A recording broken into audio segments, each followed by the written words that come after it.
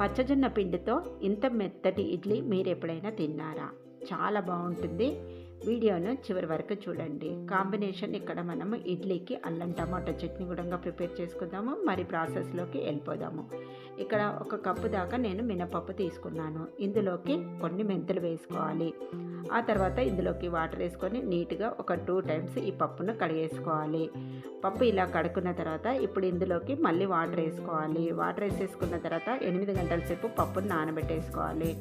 8 hours తర్వాత mixie జార్లోకి వేసుకొని కొంచెం వాటర్ వేసుకొని బాగా మెత్తటి పేస్ట్లా ఇలా మిక్స్ పట్టుకొని ఒక బౌల్లోకి తీసుకోండి. ఇందులోకి ఇప్పుడు నేను జొన్నపిండి వచ్చేసి 2 కప్పుల దాకా తీసుకుంటున్నాను.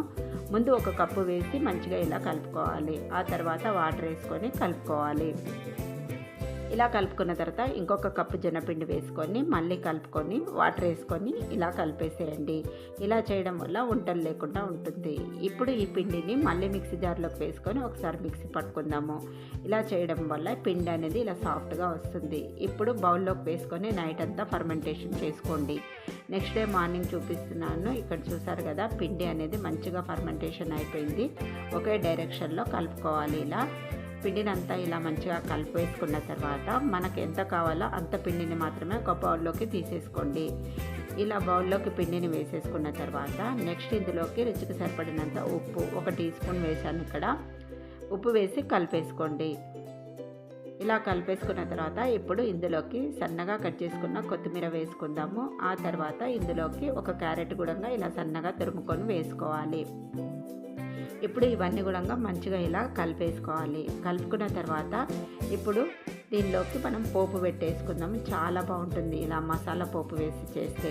ఇప్పుడు ఆయిల్ వేసుకొని ఇందులో కొంచెం ఆవాలు అలాగే జీలకర్ర వేసేసుకోవాలి. వేసుకున్న తర్వాత ఇప్పుడు ఇందులోకి కొంచెము మినపప్పు శనగపప్పు కూడా వేసుకుందాము.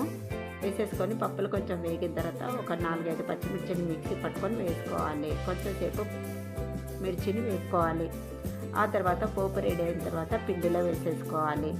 వేసేసుకున్న తర్వాత మళ్ళీ ఒకసారి ఇలా పిండిని బాగా కలిపేసుకోవాలి. ఇలా కలుపుకున్న తర్వాత ఇడ్లీలు మంచిగా సాఫ్ట్గా రావడానికి కొంచెం కుకింగ్ సోడా వేసుకోండి. వేసేసుకొని కలుపుకోవాలి. ఇలా కలిపేసుకున్న తర్వాత ఇప్పుడు ఇడ్లీ ప్లేట్ తీసేసుకొని దీనికి కొంచెం నెయ్యి కానీ ఆయిల్ కానీ అప్లై చేసుకోవాలి. అప్లై చేసేసుకున్న తర్వాత ఇలా ఇడ్లీ ప్లేట్లోకి మనం ఈ బ్యాటర్ అనేది వేసేసుకోవాలి. ఇలా వేసేసుకున్న తర్వాత ఈ ఇడ్లీలను ఇప్పుడు ఆవిరి పైన ఒక 5 నిమిషాల వరకు మనము ఉడికించుకోవాలి. మూత పెట్టేసుకొని ఒక 5 మినిట్స్ ఉడికించుకుందాము. ఈలోగా చట్నీ ప్రిపేర్ చేసుకుందాము. ప్యాన్ పెట్టేసుకొని ఆయిల్ వేసుకొని టమాటా ముక్కలు వేసుకోవాలి.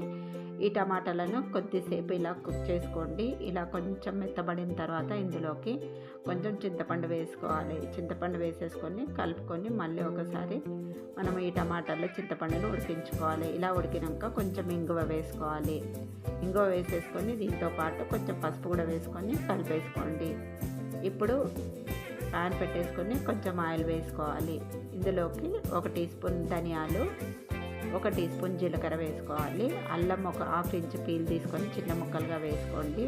ఎండుమిర్చి వచ్చేసి ఇక్కడ ఒక 7-8 దాకా తీసుకొని మంచిగా ఇలా వేపుకోవాలి. ఇలా వేగిన తర్వాత మిక్సీ జార్లోకి వేసుకొని దీంతో పాటు వెల్లుల్లిపాయలు కొంచెం ఉప్పు వేసుకొని మిక్సీ పట్టుకున్న తర్వాత మనం ఉడికించి పెట్టేసుకున్న టమాటాలను వేసుకోవాలి. వేసేసుకొని మళ్ళీ ఒకసారి మిక్సీ పట్టుకొని ఇందులోకి కావలసినంత వాటర్ వేసేసుకొని మిక్సీ పట్టి ఇందులోకి బెల్లం ఒక 2 టేబుల్ స్పూన్స్ వేసుకోండి. బెల్లం కంపల్సరీగా వేసుకోవాలి. ఇప్పుడు పోపు కోసం ఆయిల్ పెట్టేసుకొని జీలకర్ర ఆవాలు కరివేపాకు వేసుకొని పోపు రెడీ అయిన తర్వాత పచ్చళ్ళలో వేసేసుకోవాలి.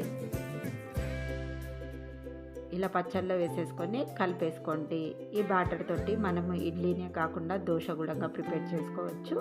మిగతా మనము పిండితోటి ఇందులో కొంచెం వాటర్ వేసుకొని మంచిగా ఇలా కలుపుకోవాలి. తగినంతగా ఉప్పు కూడా వేసేసుకోవాలి. ఉప్పు వేసేసుకొని కలుపుకోవాలి. కలిపేసుకున్న తర్వాత ఇప్పుడు మనం దోశ వేసేసుకుందాము. పెన్నం పెట్టేసుకొని హీట్ ఎక్కాలి. పెన్నం హీట్ ఎక్కిన తర్వాత కొంచెం ఆయిల్ని అప్లై చేసుకోవాలి ఇలా ఉల్లిపాయతోటి. ఆ తర్వాత దోశ వేసేసుకోవాలి.